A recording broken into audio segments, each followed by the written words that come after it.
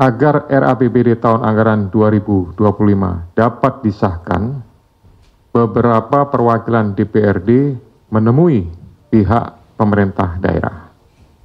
Kemudian pada pembahasan tersebut, perwakilan dari DPRD meminta jatah pokir seperti yang diduga sudah dilakukan, kemudian disepakati bahwa jatah pokir tersebut diubah menjadi proyek fisik di Dinas Pekerjaan Umum dan Perumahan sebesar 40 miliar rupiah. Baik, terima kasih Pak Tesa, yang saya hormati juga Direktur Penyidikan Pak Asep Guntur, yang saya hormati seluruh wartawan, rekan-rekan jurnalis dan reporter media yang hari ini hadir di Komisi Pemberantasan Korupsi. Sore ini saya akan menyampaikan rilis kegiatan penyelidikan tertutup atau yang lazim disebut dengan tangkap tangan di Kabupaten Ogan Komering Ulu, Provinsi Sumatera Selatan. Detailnya adalah sebagai berikut, bahwa sejak beberapa waktu yang lalu, bahwa KPK khususnya di Kedeputian Penindakan dan di backup dengan kedeputian lainnya telah melakukan kegiatan penyelidikan tertutup, atau sekali lagi lazim disebut dengan tertangkap tangan. Adapun konstruksi perkara dan kronologi kegiatan penyelidikan tertutup yang membuahkan hasil pada penangkapan terhadap beberapa orang adalah sebagai berikut. Pada bulan Januari 2025 dilakukan pembahasan RAPBD OKU tahun anggaran 2025 agar RAPBD tahun anggaran 2025 dapat disahkan, beberapa perwakilan DPRD menemui pihak pemerintah daerah. Kemudian pada pembahasan tersebut, perwakilan dari DPRD meminta jatah pokir seperti yang diduga sudah dilakukan, kemudian disepakati bahwa jatah pokir tersebut diubah menjadi proyek fisik di Dinas Pekerjaan Umum dan Perumahan sebesar 40 miliar rupiah dengan pembagian nilai proyek sebagai berikut. Jadi ini adalah perubahan untuk bisa merubah RAPBD yang ada di Kabupaten Oku. Untuk ketua dan wakil ketua, nilai proyeknya disepakati adalah 5 miliar, sedangkan untuk anggota itu adalah 1 miliar. Nilai ini kemudian turun menjadi 35 miliar. Hal ini disebabkan karena keterbatasan anggaran, tapi untuk fee-nya tetap disepakati sebesar 20% jatah bagi anggota DPRD, sehingga total fee-nya adalah sebesar 7 miliar rupiah. Nah, saat APBD tahun anggaran 2025 disetujui, anggaran Dinas PUPR naik dari pembahasan awal 48 miliar rupiah menjadi 96 miliar rupiah. Jadi signifikan karena ada kesepakatan, maka yang awalnya 48 bisa berubah menjadi 2 kali lipat. Kemudian saya lanjutkan lagi.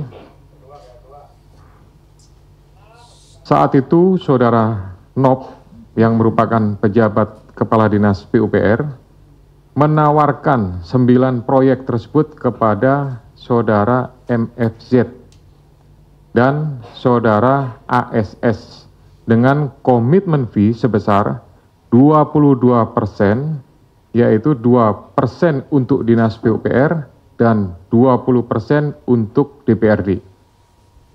NOP kemudian mengkondisikan pihak swasta yang mengerjakan dan PPK untuk menggunakan beberapa perusahaan atau CV yang ada di Lampung Tengah.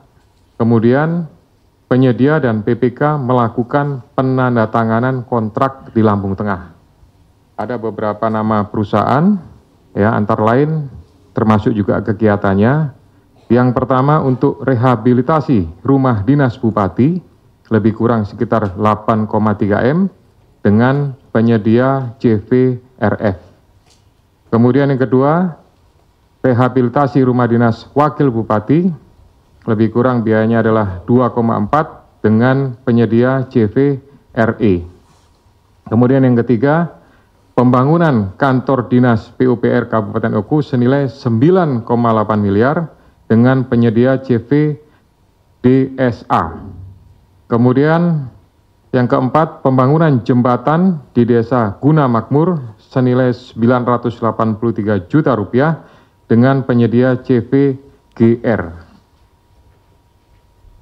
Yang kelima, peningkatan jalan poros Desa Tanjung Manggus, Desa Bandar Agung senilai 4,9 dengan penyedia JVDSA.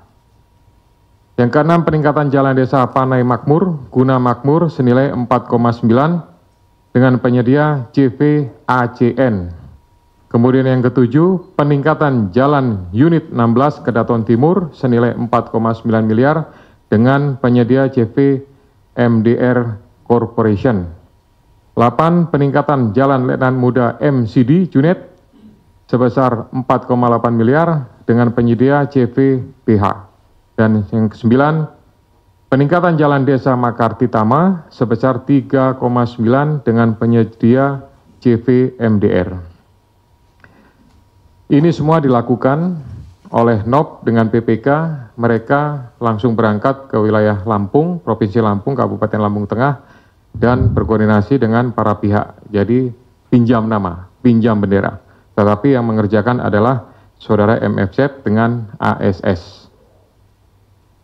Kemudian menjelang Hari Raya Idul Fitri, pihak DPRD yang diwakili oleh saudara FJ yang merupakan anggota dari Komisi 3, kemudian saudara MFR, kemudian saudari UH menagih jatah fee proyek kepada saudara NOP sesuai dengan komitmen yang kemudian dijanjikan oleh saudara NOP akan diberikan sebelum Hari Raya Idul Fitri melalui pencairan uang muka 9 proyek yang sudah direncanakan sebelumnya. Pada kegiatan ini, patut diduga bahwa berdasarkan informasi yang diperoleh, pertemuan dilakukan antara anggota Dewan, kemudian Kepala Dinas PUPR, juga dihadiri oleh pejabat Bupati, dan Kepala BPKAD. Kemudian pada tanggal 11 sampai dengan 12 Maret, MFZ mengurus pencairan uang muka atas beberapa proyek. Kemudian pada tanggal 13, sekitar pukul 14, MFZ mencairkan uang muka di bank daerah. Kemudian karena ada permasalahan terkait cash flow-nya, uang yang ada diprioritaskan untuk membayar THR, TPP, dan penghasilan perangkat daerah. Keterbatasan uang tersebut, namun tetap akhirnya uang muka bisa dicairkan. Pada tanggal 13 Maret, saudara MFZ menyerahkan uang sebesar 2,2 miliar kepada NOP, yang merupakan bagian komitmen fee proyek yang kemudian diminta oleh saudara NOP dititipkan di saudara A, yang merupakan PNS pada Dinas Perkim Kabupaten Oku. Uang tersebut bersumber dari uang muka pencairan proyek. Selain itu, pada awal Maret 2025, saudara ASS sudah menyerahkan uang sebesar 1,5 miliar kepada saudara NOP di rumah saudara NOP. Pada tanggal 15 Maret pukul 6.30, tim dari Komisi Pemberantasan Korupsi mendatangi rumah saudara NOP dan saudara A dan menemukan serta melakukan penyitaan uang sebesar 2,6 miliar yang merupakan uang komitmen yang diberikan oleh MFZ dan ASS. Kemudian tim secara simultan juga mengamankan MFZ, ASS, dan FJ, MFR dan UH di rumahnya masing-masing. Selain itu, tim juga mengamankan pihak lainnya yaitu Saudara A dan Saudara S. Dalam kegiatan tersebut, tim juga mengamankan barang bukti berupa 1 unit kendaraan roda 4 merek Toyota Fortuner BG 1851 ID, kemudian dokumen, beberapa alat komunikasi, serta barang bukti elektronik lainnya. Jadi untuk uang yang 1,5 yang sudah diserahkan di awal, itu sebagian digunakan untuk kepentingan NOP, sebagian masih ada, dan sebagian sudah digunakan untuk pembelian 1 unit mobil merek Toyota Fortuner. Kemudian para pihak dimintai keterangan di Polres Batu Raja Oku dan Polda Sumatera Selatan. Kemudian tadi pagi sudah berangkat dan sudah tiba di Gedung Merah Putih KPK. Tadi malam atau tadi pagi sudah dilakukan proses ekspos perkara yang dihadiri oleh pimpinan, kemudian Kedeputian Penindakan. Berdasarkan hasil ekspos tersebut, telah ditemukan bukti permulaan yang cukup terkait dugaan tindak pidana korupsi berupa penerimaan hadiah atau janji dengan pengadaan barang dan jasa di lingkungan Dinas PUPR Kabupaten Oku sampai dengan dari tahun 2024 sampai dengan tahun 2025.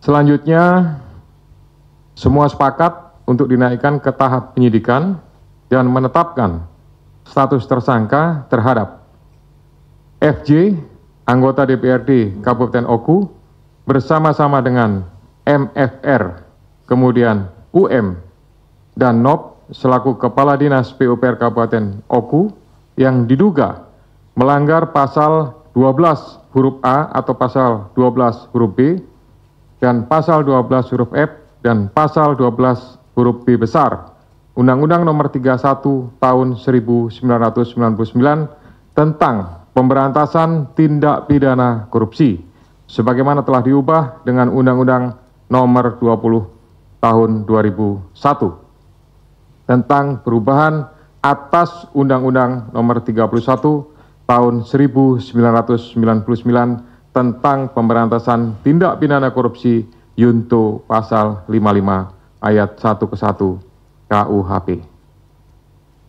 Kemudian untuk MFZ dan ASS selaku pihak swasta diduga melanggar pasal 5 ayat 1 huruf A atau pasal 5 ayat 1 huruf B Undang-Undang Nomor 31 Tahun 1999 tentang pemberantasan tindak pidana korupsi sebagaimana telah diubah dengan Undang-Undang Nomor 20 Tahun 2001 tentang perubahan atas Undang-Undang Nomor 31 Tahun 1999 tentang pemberantasan tindak pidana korupsi. Jadi ada 2 klaster, ada pihak penerima dan ada pihak pemberi.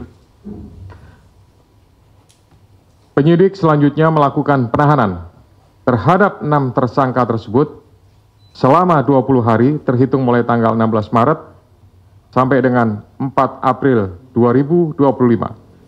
Terhadap 3 tersangka yaitu FJ, MFR, dan UM ditempatkan di Rumah Tahanan Negara Cabang Rutan dari Rutan Kelas 1 Jakarta Timur di Gedung KPK C1. Sedangkan tersangka NOP, MFZ, dan ASS ditempatkan di Rumah Tahanan Negara Cabang Rutan dari Rutan Kelas 1 Jakarta Timur Cabang Rumah Tahanan Komisi Pemberantasan Korupsi Jalan Kuningan Persada Kafling 4 Jakarta Selatan. Selanjutnya dalam kesempatan ini Komisi Pemberantasan Korupsi ingin menyampaikan ucapan terima kasih atas seluruh dukungan dari masyarakat yang ada di Kabupaten Oku, termasuk juga yang ada di Provinsi Sumatera Selatan, termasuk juga dukungan dan bantuan dari Polda Sumatera Selatan dan Polres Batu Raja Oku. Kemudian saya juga ingin mengingatkan kepada seluruh kepala daerah kepada seluruh anggota legislatif yang masa jabatannya masih baru, yang baru dilantik juga beberapa waktu yang lalu.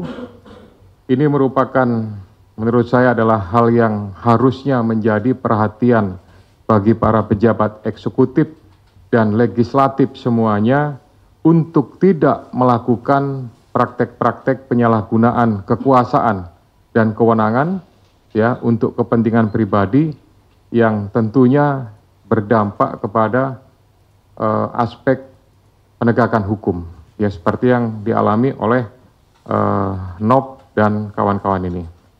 Kami berharap bahwa seluruh kepala daerah kemudian anggota legislatif ya tetap menjaga integritasnya, tidak memanfaatkan kepentingan dengan melakukan perubahan-perubahan APBD dengan memasukkan pokir yang akhirnya menurunkan ya kredibilitas daripada pemerintah daerah itu sendiri. Sekian yang dapat saya sampaikan, saya kembalikan kepada juru bicara. Terima kasih.